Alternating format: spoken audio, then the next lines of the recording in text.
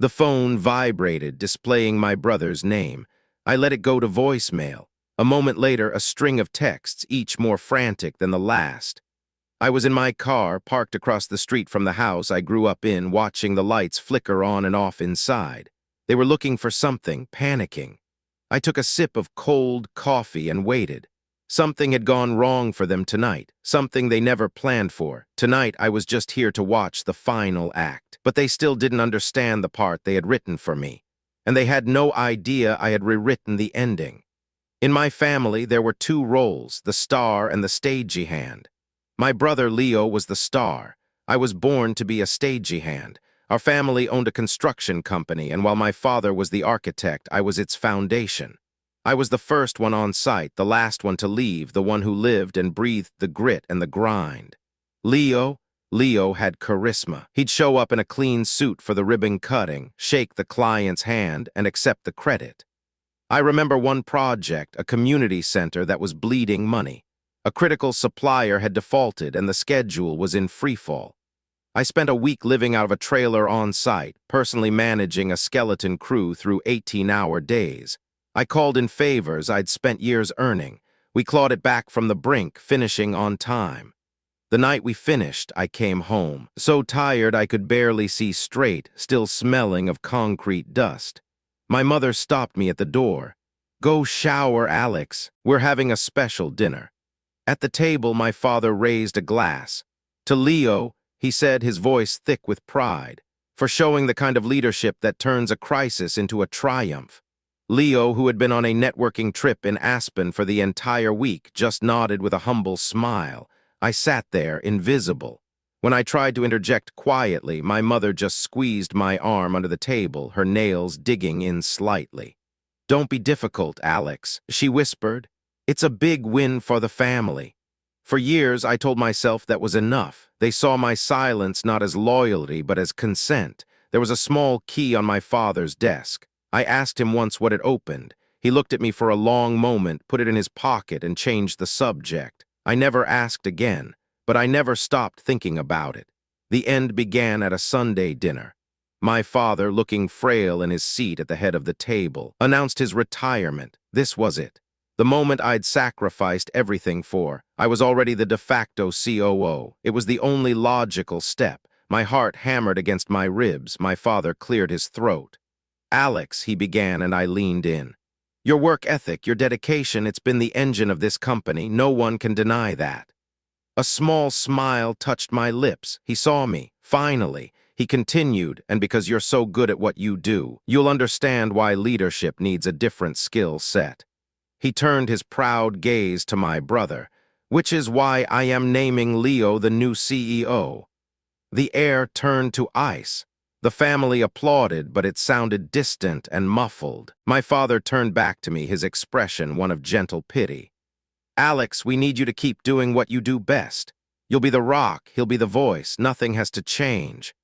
Nothing has to change.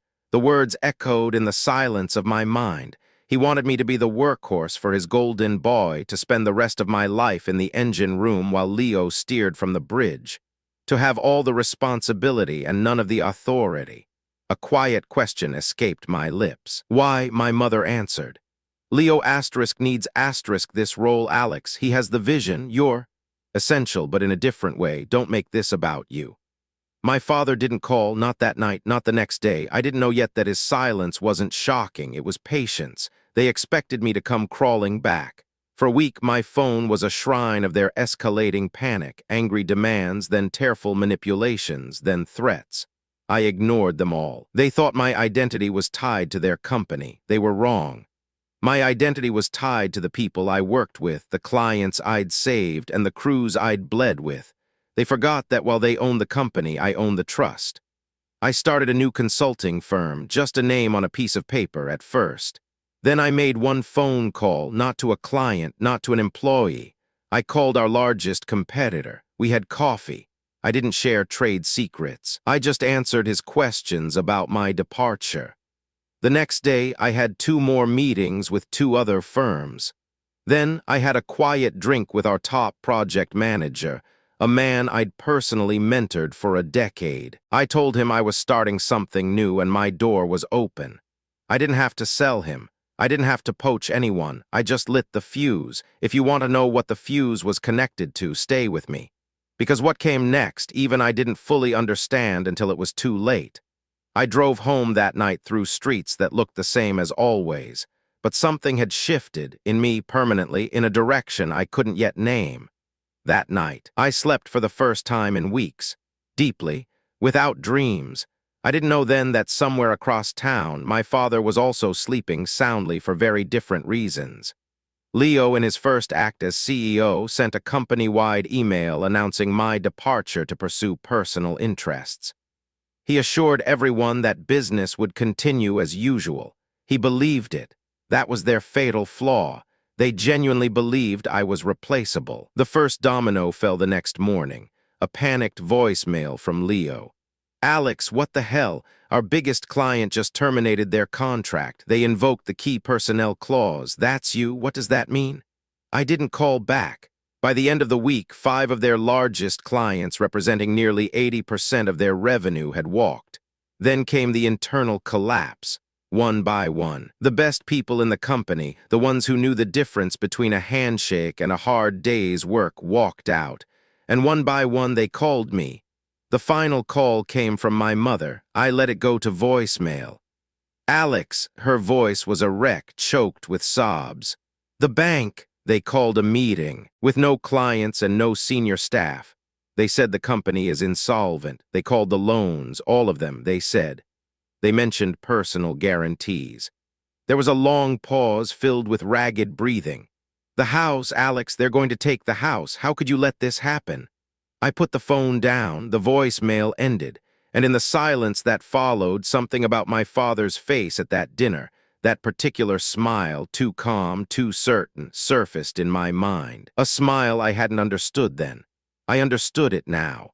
Today, my firm is the most sought after in the state. We're building a new skyline project by project with people I trust. Last week, I learned the final details of my family's ruin. As part of the bank's asset seizure, they unearthed every document. My father's lawyer, bound by duty, had to disclose everything.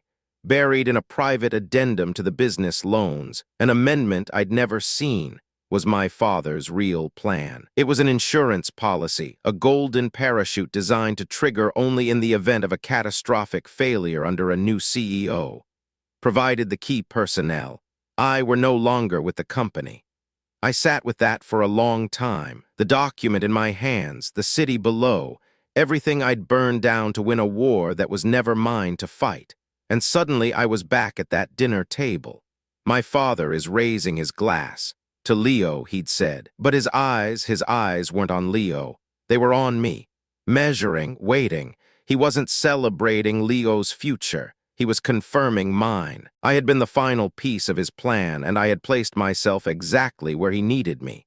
Let that land for a moment. He never intended for Leo to succeed. He expected him to fail. He set up his own son, and he used me as the trigger. My departure wasn't the cause of the collapse. It was the final condition of my father's true endgame. He planned to let Leo crash the company, collect a massive insurance payout, and rebuild from the ashes. Finally free of the business he'd grown to resent. He didn't just choose one son over the other. He built a trap designed to consume us both. I drove past the old house last night. The "For Sale by Bank" sign was stark under the streetlights.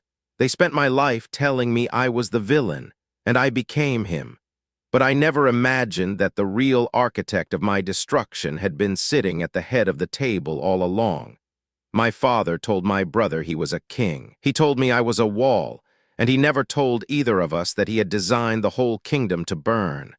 I became the villain of a story I never agreed to be in. The question I keep coming back to isn't whether I was wrong.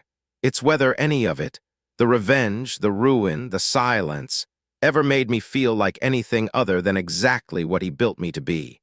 Drop a comment if you know that feeling.